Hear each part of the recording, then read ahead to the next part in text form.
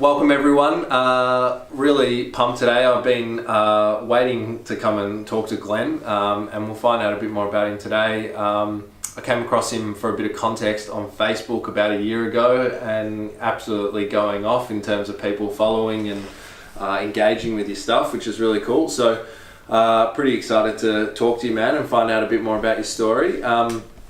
So today, proper introduction, we got Glenn Munso. I think I got that right. Yeah. Sorry. So Glenn runs the Youth U program out here in Hallam, and also is in recovery himself, or has had a past with addiction, and is a best-selling author of Drugs Do Not Discriminate, and has another book coming out soon, and is currently on tour, or you just finished? Yeah, I just finished, but yeah, we're still doing the community events now, so cool.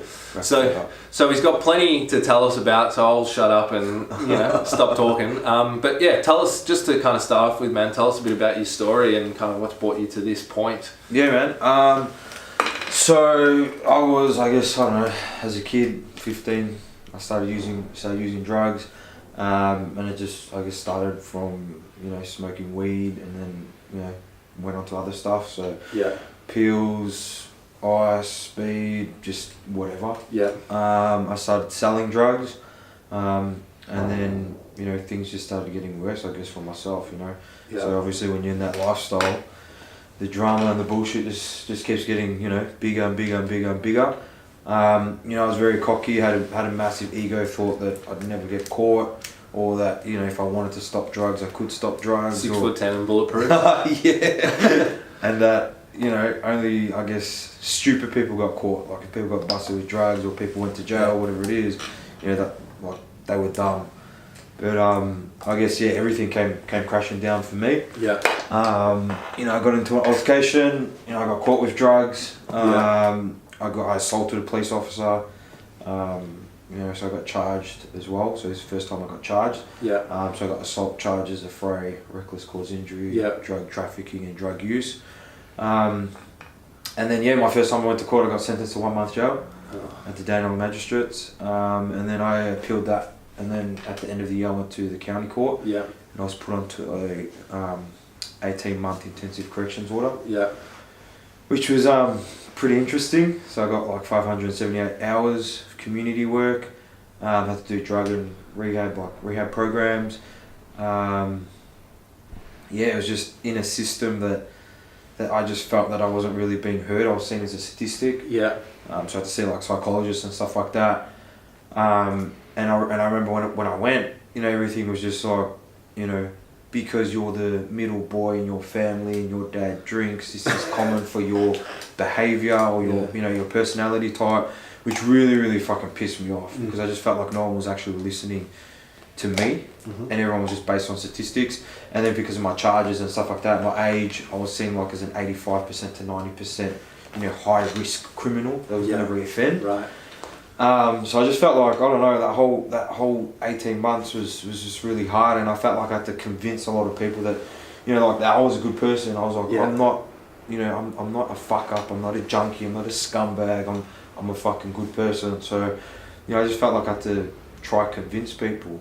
And then, I guess I got put into a program, I think it was about 8 months in on my order. So they interviewed the whole of Dandenong Corrections, and they only chose 10 people. And I remember my the corrections officer at the time was like, nah, it's alright, like, you're not going to get in this program, this is for really, really serious people. And I ended up being in the program. So at the time I was like probably 20. Yeah. And there was people in there from like 40s to 50s, had just been in and out of jail their whole life, so some like really serious people in there. And I just learnt a lot, like once you pulled away all the bullshit labels. Yeah. I was just people, like just me and you. So, I learnt a lot from that anyway. And then I guess when I left, when I finished my order, I just realised that like there needed to be more, for myself as well, because it was all about rebuilding my lifestyle, finding who I was again. Yeah. And I guess that's why I started the program. Yeah. Because I believe it's more than getting off drugs. It's all about rebuilding your lifestyle, rebuilding your identity, your mindset, your life, your like everything about you, like internally. it's all about doing the internal work to move forward. Really interesting. So you said loads. We could sit here for hours now. But I just want to go back. Something that when people watch this stuff and message our page, something particularly I find family members and even people that want to get off drugs themselves, I'm sure you experience it through your program, they always ask or are always interested into why they do it or, why the first time they used drugs it turned into this like problem. What was it for you? Like first of all, I guess what was the situation that made you first try drugs or progress into that? I think like now that I look back on it, at the time I had no idea. But hindsight's a gift. So now that I look back on it, I guess it could just be like an overwhelming like of anxiety and depression that I had from being little. I grew up in a home where there was lots of fights. Right. So my parents would be fighting always. Yeah. I don't remember when they didn't fight. Yeah. So I guess I always was like really, really anxious as a kid. Yeah. And I sort of, I guess, had that for ages. And I guess I just started using it because of just like an overwhelm of anger, anxiety, and just not knowing, I guess, how to, like, I didn't have an outlet for those emotions, so I turned to drugs. And it just started from there. Yeah. So can you remember like the first time that you used them, or even a time? In speaking to another guy, he kind of said, he remembers the first time he smoked dope, and he ended up on some harder drugs, but he kind of said that he felt like he arrived when he took them. Was it the same for you, or just not really, or something different? Not really. Like, I don't know. I think when I party and stuff like that, so people were drinking, and then someone just pulled out a bomb and just started passing it around. It wasn't. I don't know. It just. Yeah. It wasn't like, this is the bit or whatever it is. It was just at a party and just drunk, and everyone was just sort of just doing it. Yeah. Yeah. Okay. So, and then from there, something else that people always find interesting is, obviously with drug addiction or addiction or whatever, relapsing is like a big part of everything, or continuing to do it. And what a lot of people I've been talking to have been kind of expressing is that in those moments, yes, they relapse, but they don't necessarily. It's not like they want to relapse or they want to keep using drugs. Did you have that experience? Yeah. Like the thing people don't understand, like relapse is fucking shit. Yeah. Like, like no one does relapse and goes, that was fucking mad, and like continue on with life as well. Like relapse is fucking awful. Yeah. Like, especially if you've worked so hard to be clean and get your life on track and stuff like that. Like when you relapse, it's dark, it's shit, it's depressing, and it's really, really tough and hard to keep moving forward. But I think the key is like don't dwell on it as well, and just to keep moving forward. And people need to have compassion over it. Like, I always tell, like, when parents and stuff like that, they come in and we got the gym. Like, if people fuck up on their meal plan, I don't go, get the fuck out of my gym, I'm not training you again, I don't want to see you again, and all this sort of stuff. It's really about learning from the situation and just moving forward. Because every time I fucked up and had that relapse, it made me stronger, it made me wiser, I learnt more, and I learnt so much more about myself. And I relapsed like at least like 20 times before I got to where I am right now. But I think the key is to keep moving forward and not just use it as an excuse to give up. Yeah. Like vulnerability is power. So you got to be vulnerable, like to yourself, and be upfront and be like, I fucked up. Yeah.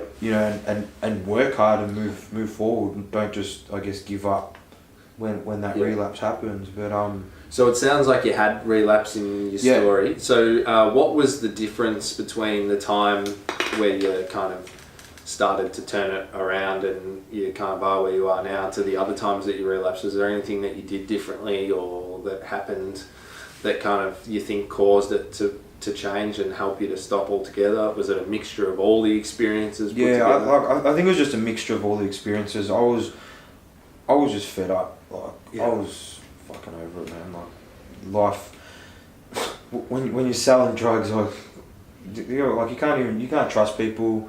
There's no friends. You can't even take a piss without leaving your. Like you got to take everything with you. It's just the lifestyle was shit. I was just over it. Like I knew deep down inside, like this is who I was. You know, my mum would be calling me at like 3 o'clock in the morning, crying and begging and telling me to stop, selling drugs, because she would hear stuff. Yeah. People knew what I was doing, but everyone was scared to confront me or tell me, get your shit together.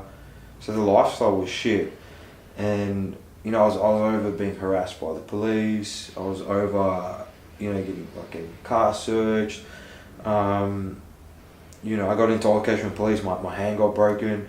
Like, just trying to convince people that I was a good person and that I'll, just shit like that. And I was just over that, just that bullshit lifestyle that came from that. It was just fucking shit. It was really, really shit. And, everything, just all that pain, even, getting sentenced to jail, like sitting in that cell, just, to doing my order, just everything that, you like, your brain's a sponge, so you're collecting all these things anyway. And everything that's happening to you, there's lessons, so you learn from them, and they push you away from doing that sort of stuff. Like, I've lost close people to me off drugs. So, I guess that's the reason why I do what I do right now. But each relapse just made me stronger and just made me want to just not be a part of that lifestyle anymore, because it was just really, really, I guess, shit. Yeah.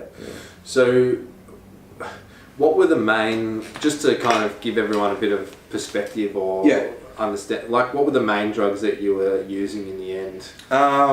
So I started off, I was smoking like a lot of weed, and then that just progressed, like, went from pills to speed, to ice. I'd sort of dab in that and then be like, oh nah, because I'd be on a bender for like 4 or 5 days or whatever, and I'd be like, fuck, my phone's been ringing, I haven't been able to answer, like, because I've got to make money selling drugs and doing all this. So it was just really, really just fucked, really. And just to be up for that many days, like the paranoia, all that sort of stuff. And when you hang around with other drug dealers, oh, you come with us to this because this person owes me money and this and that, and it just progressed a lot, and it just got to a point where I just had no respect. I was just trying, hey, I just got this, do you want to try this? What do you think of this? And I was just trying everything, really. So, to me, it seems like there's just a lot of sadness in that time of your life. So what did you actually do? Like, because a lot of people, what I'm finding with this stuff is a lot of people are watching this, and we'll talk about it a bit, like stereotypes and stuff like that. So a lot of people are actually watching and private messaging, but not actually kind of commenting, or because they don't want to expose themselves, which is cool. So kind of practically, what did you do? What were the things that you did that pulled you out of that situation? You mentioned kind of doing that program where you're around a lot of older. I guess when to fully get my life on track, obviously, I just had to I guess distance myself away from that lifestyle as well. So it was all about reconnecting with myself as well. So like, even in my book, like, I've come up with these 5 fundamentals and like what to do in steps, like to get your life on track and all that. But really, like, the first step was just about, I guess, going back to my roots, going back to what used to make me happy. So what made me happy before the drum, before the drugs, before all that bullshit.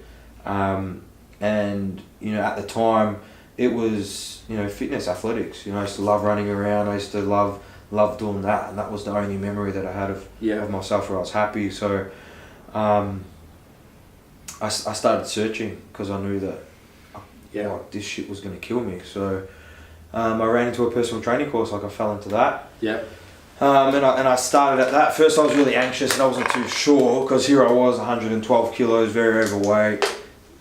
On drugs. So you're 112 kilos. Yeah, so. And what do you weigh now? 85. 85. So he's a good-looking wrestler, so it's hard to imagine that you were... Yeah, I was, So, it was just, like, just finding that outlet or finding that time for me to reconnect. Because it's all internal stuff. Right. So going back to your roots is just finding out, what do you like, the hobbies or outlets or things that you like, and just starting from there. And that's when I slowly, I guess, started to get my life on track, because I started putting myself first. I started feeling good, all those sort of things. But I think that's the key at the start. Yeah. And then all the mindset work, you know, finding out your whys and really getting deep as to why you need to get off drugs. Yeah. And, you know, working on your identity, like who do you need to become, who do you want to become, you know, all that sort of stuff as well. So how did you discover how to actually do that? Like, was there someone, there mentors, or was there... I guess along the way, so I was doing my personal training course. So I did my personal training course, and like my court hadn't, like my charges hadn't been heard yet. Yeah. So while I was doing my personal training course, my teacher at the time, like that was the first person that I looked up to that wasn't a drug dealer. Yeah. So, you know, and I was like, fuck, like, you know, this is cool, like he's training people, all this sort of stuff. You know, so I'd like him, he helped a lot. Yep. In terms of like standards and stuff like that, like just being a full hard ass on me, which I hated at the time, but I learned so many valuable lessons from that as well, which I take with me now. Yeah. You know, so with that, I guess I started to put a high standard on myself as well. Yeah. In terms of like fitness and health, and you know, health and nutrition and all that, your self-worth raises as well. Yeah. Because someone who respects nutrition and exercise and the outlet and all that, their self-worth raises as well. Yeah. So my standards for myself became a lot better. Yeah. So I guess that was I think that's an important point. Like, and sorry, I'm an interrupter. No. It's an important point, you know, because everyone knows that I'm in recovery too. But it's what a lot of people, I guess, that are in places that are trying to impact change, and we're talking about it off camera, and even people, you know, working in rehabs or programs helping people, is that they just completely miss that. Yeah, like it's about being a person, and it's about that internal stuff, self-worth, self-esteem.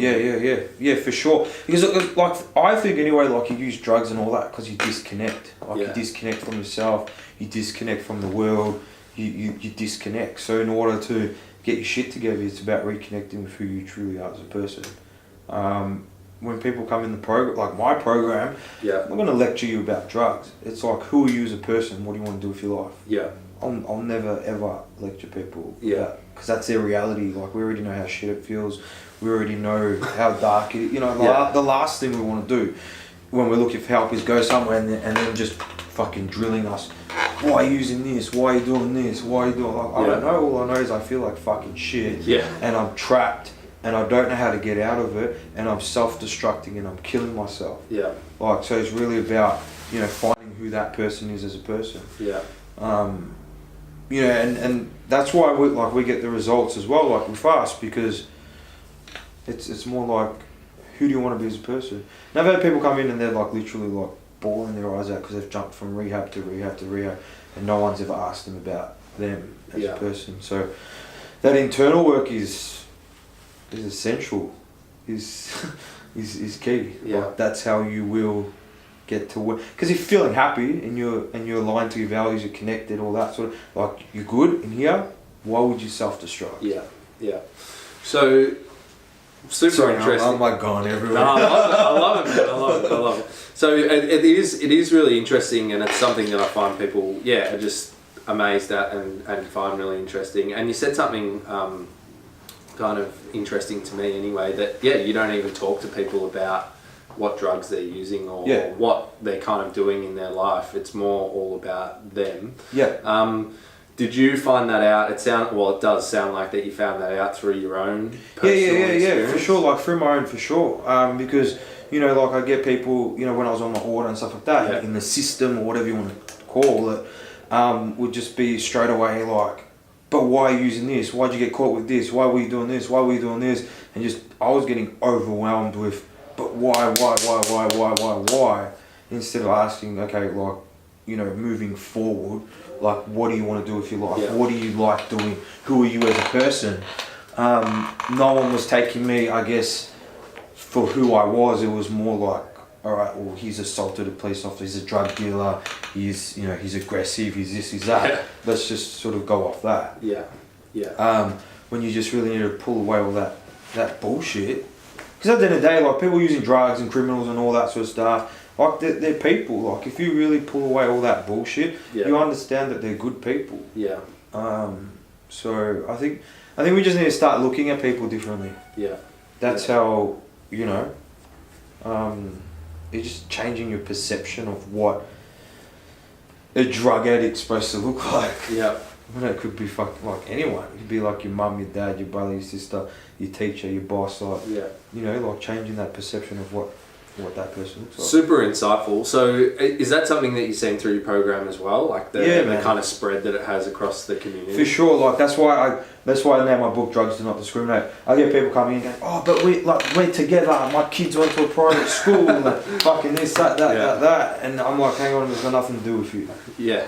Like, let's talk about this person. Yeah. But so it comes from all different fucking backgrounds. Yeah. So like, I come from a good family, my parents are like, all that. Yeah. But it comes from all different backgrounds and it doesn't discriminate. Yeah. I think sometimes we think it hits a certain person or, a certain family or a certain type.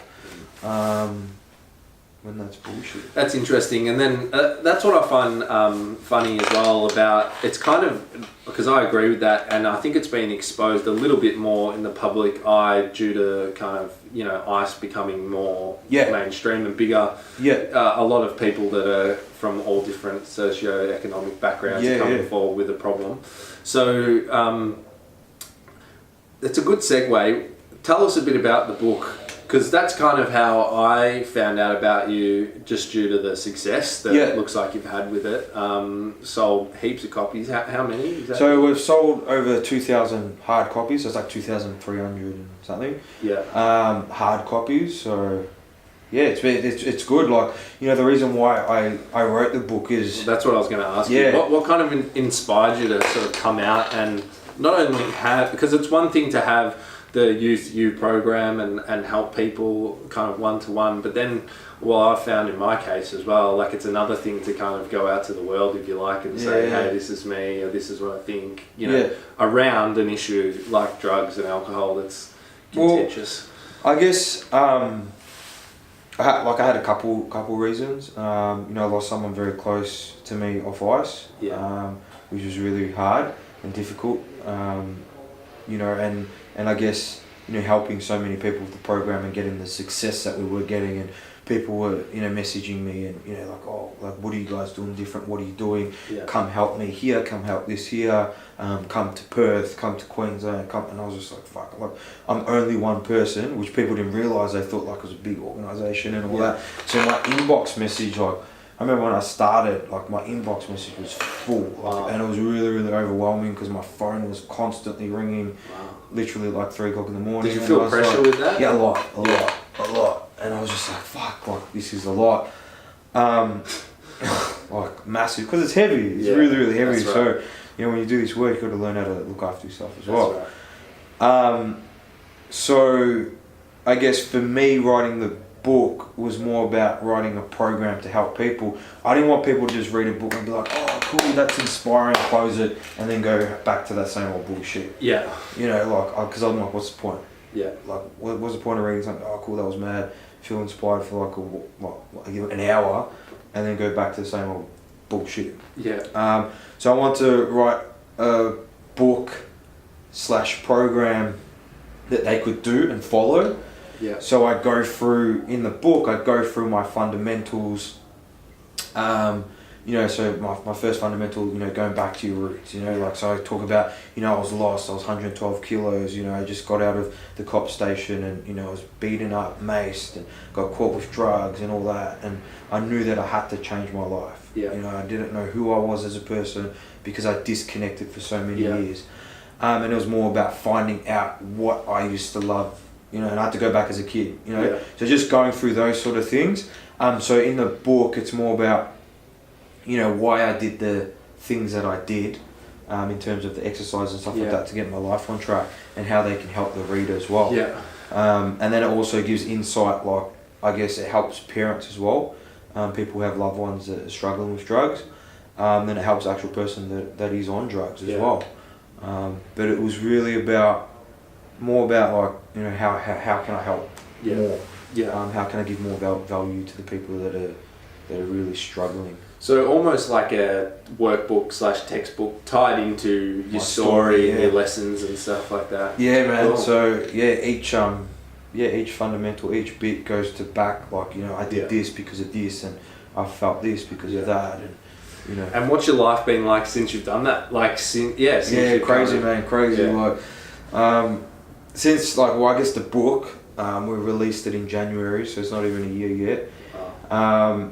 That's just been crazy. We've travelled all around Australia. Yeah. So did a tour? Yeah, so we've done a book tour.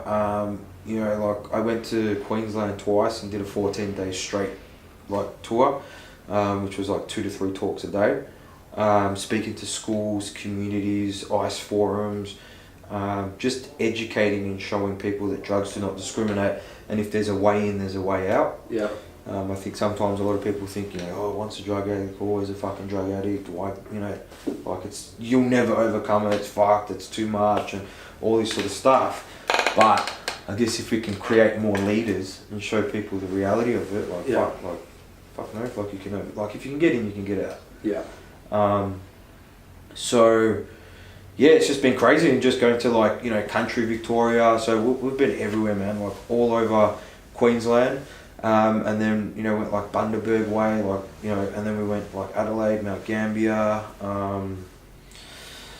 Bundoora, where else have we been? Where did we just come back from not long ago?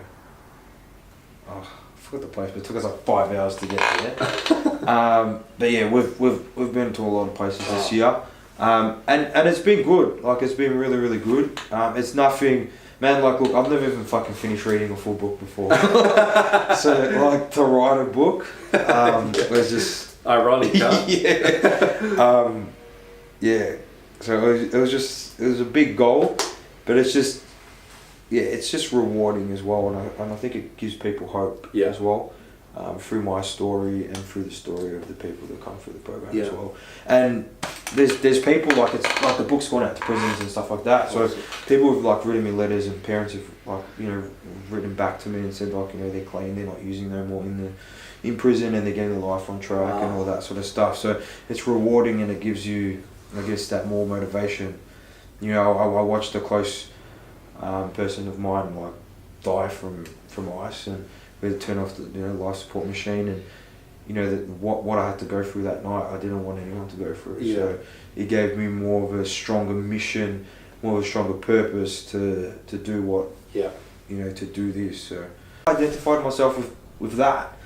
And I just think it's really, really interesting, and people that I've spoken to as well, like even the younger ones who've read my book and stuff like that, and they go to their meetings and they say that they're forced to introduce themselves as a drug addict, and they literally get anxiety because they're like, I'm off drugs now, and I've just seen like a 60-year-old call himself a drug addict, and he's been off drugs for 20 years, and they get anxiety because they're like, am I supposed to call myself that for the rest of my life? Yeah. Do you get what I mean? So I just think it's really, really, really interesting, because I think it's something that needs to change as well. Yeah. So even with myself as well, I'll give you an example, like, you know, we do our coaching and stuff like that, had someone who's doing really, really, really, really good, massive goals, connecting with who she really wanted to be and all that sort of stuff, slipped up, had a relapse, and I'm like, cool, let's continue on. Then when she came in, all of a sudden she's like, man, I'm a drug addict. I'm like, fucking, I don't have no goals, like, this is what I fucking do. And I was like, what the fuck?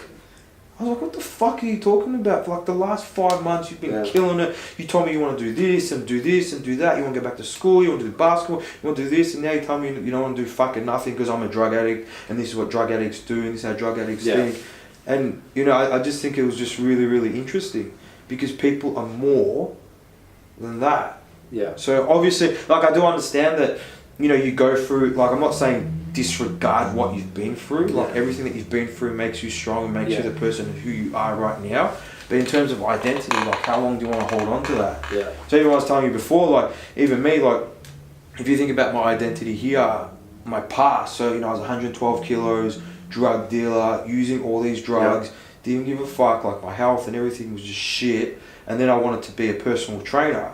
You know, could I, like, if I'm preaching and saying, oh, get your life on track, be healthy, be fit, and all this sort of stuff, could I be 112 kilos? Could I be, like, anxious, depressed, and angry and upset, using drugs and all those sort of things? That identity doesn't match up with who and what what I want to become as well. Yeah. So I think, like, your identity is, like, forever changing and evolving and becoming stronger.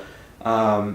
even like who I am right now is completely Yeah. different, and my identity had to change to like evolve Yeah. to like where I am right now. And like, you know, you could say that for yourself as well. Like, you know, you talk about the days like, you know, when you're using and all that sort of stuff. Yeah. You know, I'm pretty sure it's completely different to what it is right now in terms of your, like your actions, your thinking, your thoughts, the way you dress, everything. Yeah. Like, so. And it is an interesting point, and yeah, because I think you're right, and it sounds like it's something that you've seen a lot, is that when people go to get clean, it's kind of that half pregnant thing. Yeah. They want to do this new life and way of living. Yeah. But then it's almost like holding on to excuses or like stuff that can take you straight back. Yeah. And I think it's, and like, I guess another controversial thing is just like that scarcity. Like if I tell the people my program and be like, you're always going to be a drug addict, and if you leave my program, you're going to be a drug addict, and if you don't get your life on track, you're going to keep you know, all that, of that whole scarcity. And it's just like, you have to always be here for the rest of your life. Like, how are you supposed to grow? Yeah. It's fear tactics. For sure. Yeah. It's fear, like hardcore fear. So I'm just like, you know, I just think it's like interesting that they put this fear in people to get clean, but then, you know, even if they are clean, they're still calling themselves a drug addict. And even when they're not clean, they're still, so if they're using, they're calling themselves a drug addict. If they're recovering, they're still calling themselves a drug addict. So like, you know, almost if you think about it from another, like, well, what's the point of getting clean then? I'm still a drug addict. Like, so it's just that whole scarcity thing. So like with the people like when they come through, I'm like, fucking get your life sorted. Go back to school, do the job that you want to do. You know, go inspire, like, go do that shit, and like, cool, let's do it. Like, it's never about putting that fear into people so that they stay and that they can't grow. So, you know, I just think it's really, really interesting. You know, so the thing that I'm interested in is just quickly, this one's not going anymore. Is it? If you press the red, it's out of juice. Well, no, it's the camera's going, but it's not enough memory, is it? Alright, no, that's cool. This one's still going. Yeah, this one's going. Go. So it's interesting, and again, I think it's right. The thing that I've seen, and I'd be interested to know how you kind of go about doing it, or how you facilitate that process, is that. Breaking through those attitudes on a core level, because that kind of sounds like what you're talking about is, forget about what drugs you're using, whatever's going on. It's about changing your identity, your purpose, your belief systems, essentially. How do you break through that with someone so that they can overcome those attitudes and move through it to kind of, I guess, inspire them to think differently or believe differently? Well, like, I tell everyone, like, they come to me for a reason. So just really pulling away, like when they come here, like I don't drag anyone through the fucking door here. So when they come here for a reason, and just really getting to the core of like, okay, cool. So like, why are you here, and what do you want to do? What happened? Like, you know, what was it that got you here? And just finding a little bit more like background information of like where they are and why they, you know, got here. And I guess the more you find out about them, you know, what makes them happy, what, you know, all that sort of stuff, you start to see people's values, you start to see, you know, their drivers, their motivators, or whatever it is. And then you find out what their hobbies are, whatever it is. And then it's just about like community, like putting them and surrounding them with people that have done where or what they want to do as well. You know, like I say, like, you know, when I was like, I'm going to get clean, I'm going to do personal training, everyone started laughing at me because 112 kilos, so what are you tripping on? Like, you use the most drugs out of all of us, so you're fucking tripping. But if you're in the right community or right environment, and you say, I want to get clean, I'll get my life on track, and it's like, you know, if they said that in our environment, like, that's cool, that's easy, it's possible, like, you can go from there. But it's, you know, the beliefs are just the thoughts that they've had anyway, so that you already, you'll find something, find something to start with, always, because they come to you for a reason. And then it's just about breaking down that wall, like really, because sometimes people don't want you to see that vulnerable side, or we put on that mask as well. But it's really just about breaking all that down. But you'll find something always. Because they've come to you for a reason. And then, Super interesting, man. I could keep talking to you for hours because and again, like everyone that I've spoken to that has success with people turning their own life around, even whether it's with something completely different, like not drugs, it's weight loss or getting the job that they want to get, or you know, reading or whatever it is, it always does, from what I can hear, come down to more than just the thing at hand. It goes back to their beliefs and their purpose and stuff. So really interesting. How can people get in contact with you if they're watching this and they want some help? So I've just got my Facebook page, so that's Glenn Munso Youth U Program. And then just our website, so youthuprogram.com. And then that's it. Awesome, man. Hey, well, thanks for talking to us. Thank you. Cheers. Thanks, Leno. Oh, thanks heaps for that, man. That was really good.